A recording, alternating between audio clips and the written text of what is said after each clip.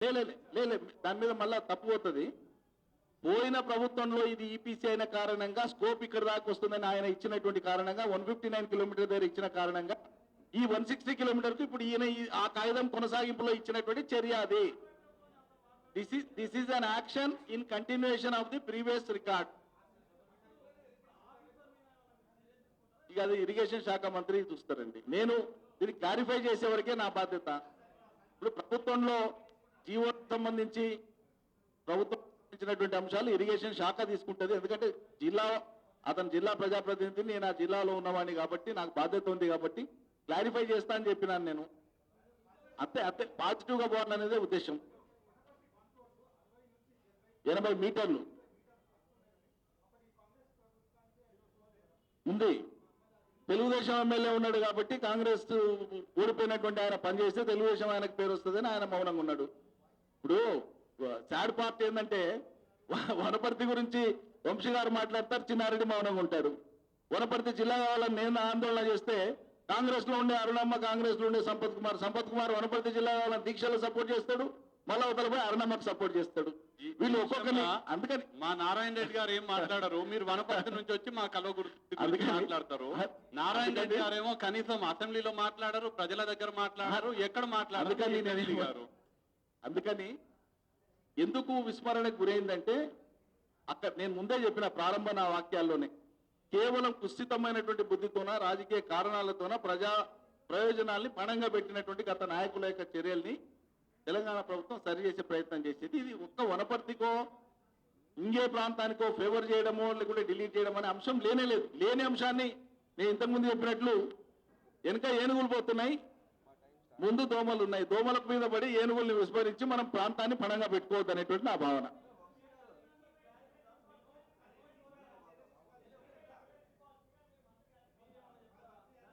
ఇప్పుడు అది నేను దాన్ని అధికారికంగా తప్పని నేను అంటే మీరు ఆ ప్రశ్న వేయాలి.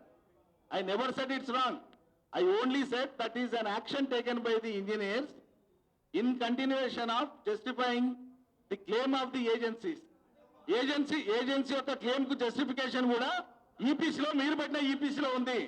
మీరు ఇచ్చిన అలుసు, మీరు ఇచ్చిన అధికారంతోనే ఏజెన్సీలు నెత్తినెక్కి కూర్చున్నారు.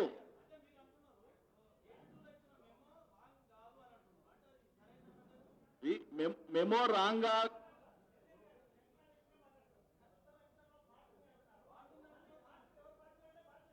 ఏం పార్టు కాదు. దీనికి మొత్తం మూలం ఏమిటంటే ఈపీసీలో చేపట్టినటువంటిది ఆ పని సంపూర్తి కావడానికి ఆనాటి ప్రభుత్వం అజమాయిషీ చేయకపోవడం, సకాలంలో పూర్తి చేయించుకునే పని చేయకపోవడం.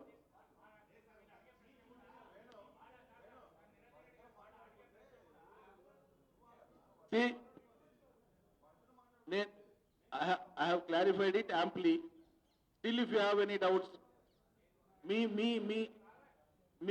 మీరు కోరితే మళ్ళీ చీఫ్ ఇంజనీర్ను ఎస్సీని కూడా తీసుకొని వచ్చి కూడా ప్రభుత్వ పక్షాన మీ ముందు చర్చకు పెట్టడానికి నేను సిద్ధం. ముగించే ముందు ఒకటే విషయం సార్, మీరు ఇది 150 చెప్పిందే. ఎందుకంటే దీని కంటిన్యూయేషన్ ఇది అంటున్నారు. ఇక్కడ పొరపాటు జరుగుతుందంటే దీని కంటిన్యూయేషన్ గనక ఇది అయితే దీంట్లో 60 కిలోమీటర్లకి ఎంత కెపాసిటీ కాలు ఉందో ఈ DIT2 ప్రారంభం కూడా అంత కెపాసిటీ ఉండాలి. దీని కంటిన్యూయేషన్ అవుతే ఇది 22 క్యూమెక్లను తీసుకొచ్చి ఇక్కడ వదులుతుంది ఈ 160 కిలోమీటర్ల దగ్గర. ఇది ఆ 22 క్యూమెక్లను తీసుకుపోవాలి ఈ DIT2. ఆ 22 క్యూమెక్లను తీసుకుపోకుండా ఇది కేవలం 6 క్యూమెక్లే ఎందుకు తీసుకుపోతుంది? ఆ మిగిలినటువంటి 14 క్యూమెక్లు ఎక్కడ పోయినాయి? గత ప్రభుత్వ కొనసాగింపులో జరిగినటువంటి అవకతవకల్ని సరిదిద్ది నీళ్లు ఇచ్చేదానికి ప్రభుత్వం సిద్ధంగా ఉంది. నీళ్లు తీసుకొని ఆ ప్రాంతం సస్యశ్యామలం చేద్దామా, దీని మీద కొట్లాడదామా? ఫైనల్ గా చెప్పండి.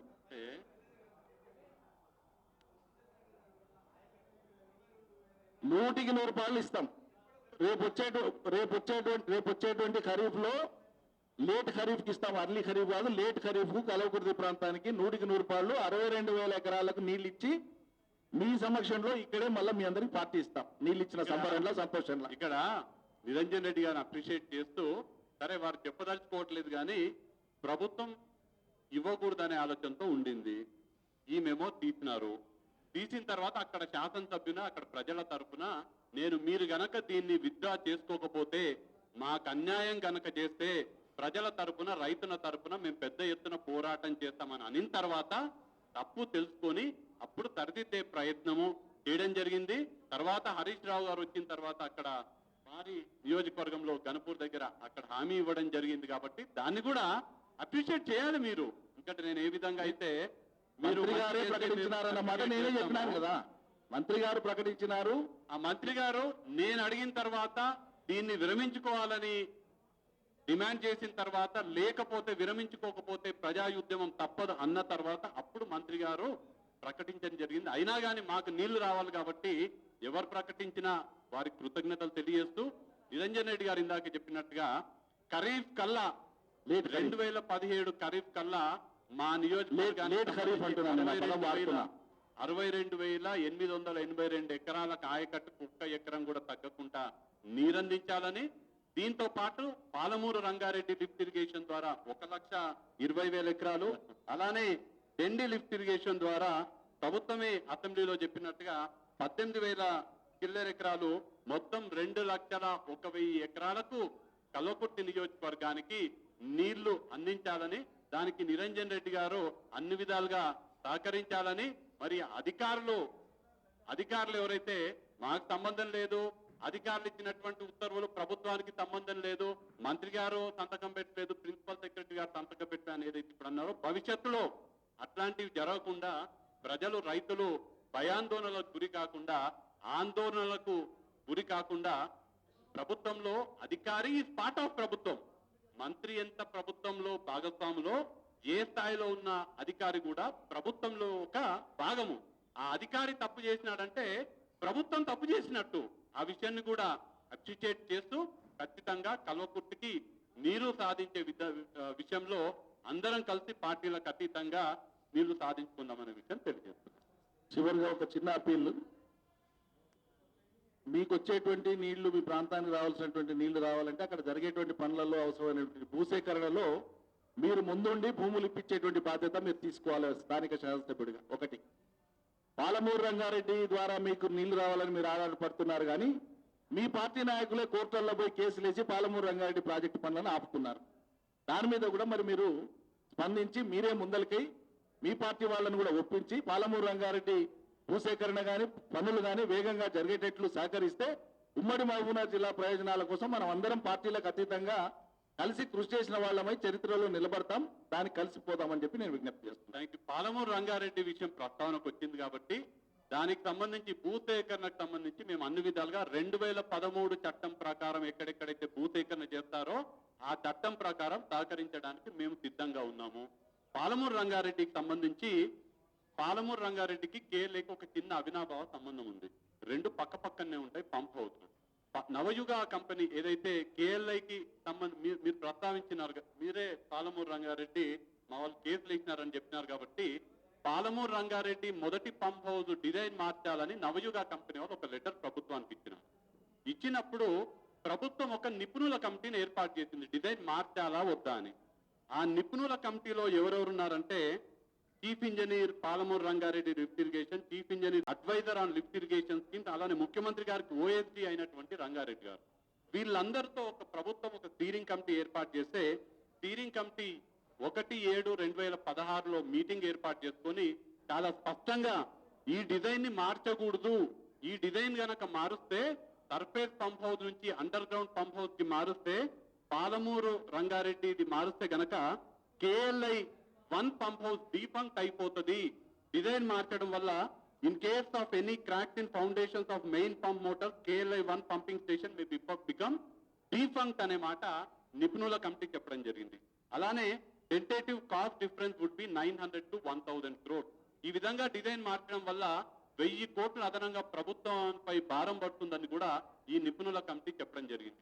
నిపుణుల కమిటీ వద్దని చెప్పినా గానీ మొన్న కేబినెట్ లో ప్రభుత్వం ఒక నిర్ణయం తీసుకొని ఈ డిజైన్ మార్పుకి అనుమతి ఇచ్చిందంటే KLI మొదటి పంప్ హౌస్ నిర్వీర్యమైనా పర్వాలేదు, డీఫంక్ట్ అయినా పర్వాలేదు, ప్రభుత్వానికి 1000 కోట్ల రూపాయలు అదనంగా భారం పడ్డా పర్వాలేదు, మేము నవయుగ కాంట్రాక్టర్ అడిగినాడు కాబట్టి మేము డిజైన్ మారుస్తామని నిర్ణయం ఏదైతే తీసుకున్నారో అలాంటి నిర్ణయాలు దయచేసి మీ ప్రభుత్వం ఏర్పాటు చేసినటువంటి నిపుణుల కమిటీనే చెప్పినట్టు దాన్ని కూడా మీరు బైపాస్ చేసి బుల్డోజ్ చేసి కాంట్రాక్టర్ కి లాభం చేకూర్చేటట్టుగా చేస్తున్నటువంటి అలాంటి నిర్ణయాలు తీసుకోకుండా ఉండండి. మేము అన్ని విధాలుగా సహకరిస్తాము. మనందరి ఉద్దేశం ఒక్కటే, మన జిల్లాకు సంబంధించినటువంటి రైతాంగానికి ప్రతి ఒక్క ఎకరానికి తాగునీరు అందాలి, ప్రతి మడికి నీళ్లు పోవాలి. మన జిల్లా మొత్తం, మన తెలంగాణ మొత్తం కూడా సస్యశ్యామలం అవ్వాలి. ఒకటి ఆరోపణ చేస్తున్నారు.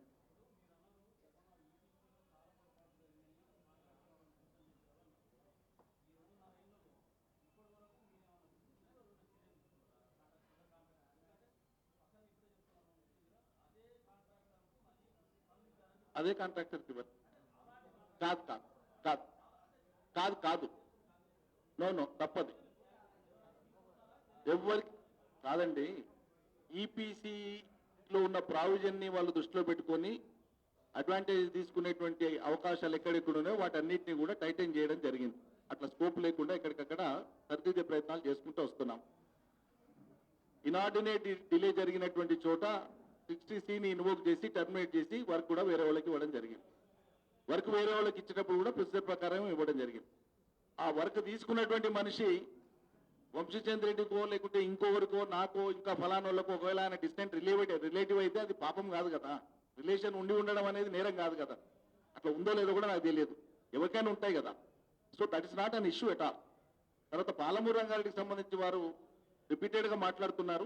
ఇది సందర్భం వేదిక కాదు కాబట్టి, అయినా వారు ఎత్తినారు కాబట్టి నేను చెప్తున్నా, ఎక్కడ కూడా రేటు ఓపెన్ పంప్ హౌస్ కంటే కూడా అండర్ గ్రౌండ్ పంప్ హౌస్ లో సేవింగ్ వస్తా ఉంది గవర్నమెంట్ అనేటువంటిది గవర్నమెంట్ తేల్చినటువంటి లెక్క.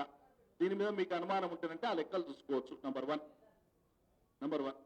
నంబర్ టూ, ప్రభుత్వానికి తనంతకు తాను సైట్ మార్చాలన్న సంకల్పం ఏనాడు లేదు.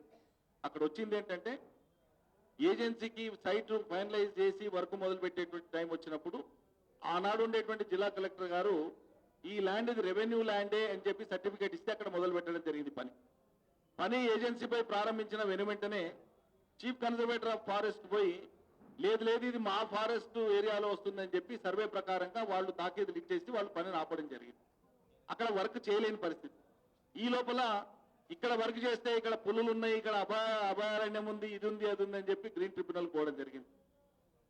ఈ రకంగా అవాంతరాలన్నీ కల్పించినటువంటి మీదట సర్ఫేస్ పంప్ హౌస్ కంటే కూడా అండర్ గ్రౌండ్ పంప్ హౌసే దీనికి సూటబుల్, ఇది కాస్ట్ కూడా తక్కువ అవుతుందని చెప్పి అక్కడ పని ప్రారంభించడం జరిగింది. సాంకేతికంగా వాళ్ళు ఒకవేళ రిపోర్ట్ ఇచ్చి ఉంటే అంతకు మించిన మళ్ళీ ఎక్స్పర్ట్ కమిటీ కూడా గవర్నమెంట్కి అడ్వైజ్ ఇచ్చి ఉంది. సెకండ్ ఒపీనియన్ కూడా తీసుకోవడం జరిగింది. మనం సర్జరీకి వెళ్తే ఒకే డాక్టర్ ఒపీనియన్ మీద పోం, 2-3 డాక్టర్స్ ఒపీనియన్ తీసుకుంటాం, సెకండ్ ఒపీనియన్ థర్డ్ ఒపీనియన్ తీసుకుంటాం సాటిస్ఫై అయ్యేదాకా. అట్లే ప్రభుత్వం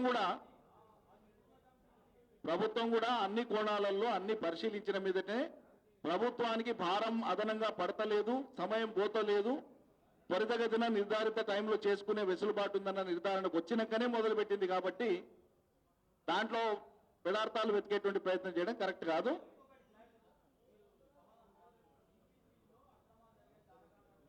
ఈపీసీ అక్రమాలు అనలేదు నేను, కాదు. ఈపీసీ పెట్టిన కారణంగా గత ప్రభుత్వము గత ప్రభుత్వము స్కోప్ ఏదైతే ఉంటుందో వాళ్ళు ఆయకట్టు ఇచ్చేటువంటిది వాళ్ళ డిస్క్రిప్షన్ కు పోతుంది బై అండ్ లార్జ్. అది నేను చెప్పింది.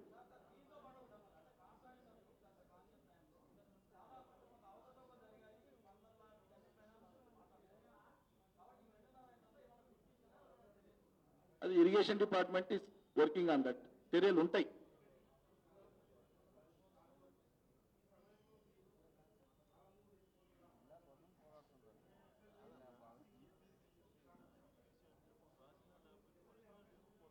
ఏమి లేదు, సాంకేతికంగా అట్లేం లేదు. అంత ఇప్పుడు మన కాళేశ్వరం దగ్గర లేదా ఎన్ని ఇప్పుడు అంత ఎందుకండి, సింపుల్ లాజిక్ చెప్తాను, సింపుల్ గా చెప్తా. నేను చెప్పను. ఇప్పుడు కలవకుర్తి లిఫ్ట్ ఇరిగేషన్ ఉంది కదా, దానికి 3 చోట్ల లిఫ్ట్లు ఉన్నాయి కదా. పంప్ హౌస్ దగ్గర పంప్ హౌస్ ఉంటుంది, సర్చ్ పూల్ ఉంటుంది, రెండింటి మధ్యలో 50 మీటర్లు కూడా ఉండదు. మరి 100 మీటర్ల లోతుకు దాదాపు 100 మీటర్ల పొడవున 100 మీటర్ల లోతున ఒక 70 మీటర్ల వెడల్పుల సర్చ్ పూల్ పంప్ హౌస్లు నిర్మాణమైనప్పుడు రెండు పక్కలే ఉండి రెండు తవ్వినప్పుడు లేనటువంటి ఆ బ్లాస్టింగ్ డేంజరు ఇక్కడ దాదాపు 1000 మీటర్ల పైన ఉంటే ఎందుకు వస్తుందండి? కాబట్టి అది మియర్ అప్రహెన్షన్. అది ఆ మియర్ అప్రహెన్షన్ తోన ఒక స్కోప్ ఉంది ఎప్పుడైనా ఏమైనా అవుతుందని ఒక అభిప్రాయపడ్డ కారణంగా దాన్ని పూర్తిగా చూపి మొత్తం ప్రాజెక్ట్ని ఆపాలనుకుంటే ఎట్లా? ఇక్కడ ఒక్క నిమిషం, నిపుణుల కమిటీ ఇచ్చినటువంటి రిపోర్ట్ లో 3వ పేజీలో చాలా స్పష్టంగా గతంలో వరంగల్లో జిఎల్ఐఎస్ పంపింగ్ స్కీమ్ కోసం బ్లాస్టింగ్ జరిగితే రామప్ప టెంపుల్ ఏ విధంగా అయితే బీటలు వారిందో అదే విధంగా ఇక్కడ చేస్తే గనక కల్వకుర్తి లిఫ్ట్ ఇరిగేషన్ మొదటి పంప్ హౌస్ డీఫంక్ట్ అవుతుందని నిపుణుల కమిటీ ఇచ్చినటువంటి రిపోర్ట్ ఇది. ఇప్పుడు నిపుణుల కమిటీ చెప్పింది, ఏం చెప్తుంది కాదు, లేదంటే ఎవరో చెప్తుంది. క్లోజ్ చేద్దాం. దే హావ్ కోటెడ్ ఒక రామప్ప టెంపుల్ కి గతంలో బీటలు వారింది జిఎల్ఐఎస్ పంపింగ్ చేసినప్పుడు. ఒక్కొక్క ఏరియాలో ఉన్నటువంటి టెరెన్ ను జియోగ్రఫికల్ కండిషన్ ను బట్టి జియోఫిజికల్ సర్వే జరుగుతుంది. లోపలికి వెళ్ళిన తర్వాత మొత్తం శాంపిల్స్ తీసుకున్న తర్వాతనే అక్కడ ఉండేటువంటి టెరెన్, అక్కడ భూగర్భంలో ఉండేటువంటి పరిస్థితి దృష్టిలో పెట్టుకున్నాకనే బ్లాస్టింగ్ వర్క్ కి డిజైన్స్ వాళ్ళు అనుమతిస్తారు. ఇదంతా కూడా సాంకేతిక పరంగా అవన్నీ పరిశీలించ కూడా ప్రభుత్వాలు గుడ్డిగా ఇక్కడ చేయవు ఆ పని. గుట్టిగానే మనం అభాండాలు వేసుకుంటా పోతానంటే ఏ పని చేయలేం. కాబట్టి అల్టిమేట్ గా నీళ్ళు వచ్చింది లేక నీళ్ళు వచ్చేటట్లు జరుగుతుందా లేదా అనేటువంటి దాని మీద దృష్టి పెట్టకుండా మనం ఇక ఆరోపణలకే పరిమితం అవుతానంటే ఏం చేయలేము. ప్రభుత్వం చేస్తున్నటువంటి మంచి పనిని ముందు స్వాగతించి దాని ద్వారా జరిగేటువంటి మేలు ప్రజలకు జరిగేటువంటి దాంట్లో మనం అందరం పాత్ర పోషిస్తే మంచిది అనేటువంటిది నా అభిప్రాయం. ధన్యవాదాలు మీ అందరికీ. Thank you. మంచి ఎవరు చేసినా అప్రిషియేట్ చేయాల్సిన అవసరం ఉంది. ఆ రోజు రాజశేఖర రెడ్డి గారు జలయజ్ఞం పేరుతో మన రాష్ట్రానికి సస్యశ్యామలం చేయాలని వారు ప్రయత్నం చేయడం ఈ రోజు ఈ ప్రభుత్వం వారు కొనసాగిస్తుంది. కాబట్టి ప్రారంభించిన వారిని, కొనసాగించిన వారిని అందరిని కూడా అప్రిషియేట్ చేస్తూ అందరం కలిసి తెలంగాణ సస్యశ్యామలం అయ్యేటట్టుగా చేస్తున్నారు. రాజశేఖర రెడ్డి ప్రారంభించింది ఆంధ్రాకు తీసుకుపోనికి, కేసీఆర్ ప్రారంభించింది తెలంగాణకు ఇవ్వడానికి. మీకు అందరు కూడా కృతజ్ఞతలు. పత్రికా విలేకరులకి, ఎలక్ట్రానిక్ ప్రింట్ మీడియా వారికి, ఫోటోగ్రాఫర్ మిత్రులకి అందరు కూడా కృతజ్ఞతలు.